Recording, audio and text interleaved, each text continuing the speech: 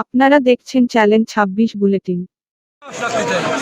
এই যে সরকার, প্রফেসর ইউনূসের সরকার, এই সরকারকে আমরা, বাংলাদেশের ২০ কোটি মানুষ এই সরকারকে আমরা দায়িত্ব দিয়েছি। আমরা বিশ্বাস রাখতে চাই তারা অতি সত্বর প্রশাসনে যারা আওয়ামী ফ্যাসিস্ট চক্রের দূষর ছিল তাদেরকে সরিয়ে দিবেন এবং এই প্রশাসন সম্পূর্ণ ফ্যাসিস্ট মুক্ত থাকবে এবং আগামীর বাংলাদেশের যে অগ্রযাত্রা, যে গণতন্ত্রের অগ্রযাত্রা, আমরা ফ্যাসিস্ট মুক্ত অবস্থায় গণতন্ত্রের অগ্রযাত্রাতে আমরা সবাই একসাথে চলতে চাই।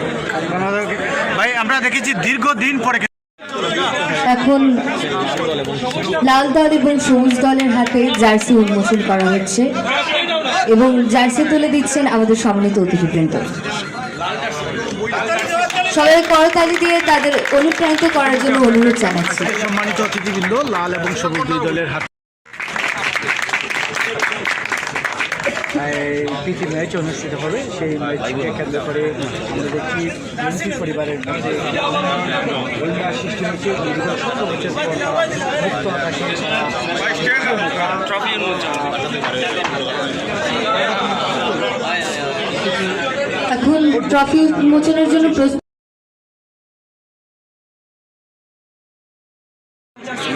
সম্মানিত ভিউয়ার্স, এই মুহূর্তে আমরা রয়েছি সিলেট ল কলেজের পাশে যে মিনি স্টেডিয়াম রয়েছে, সেই স্টেডিয়াম থেকে সরাসরি আমরা লাইভে দেখতে রয়েছি সুরমা বাসিটির দিকে।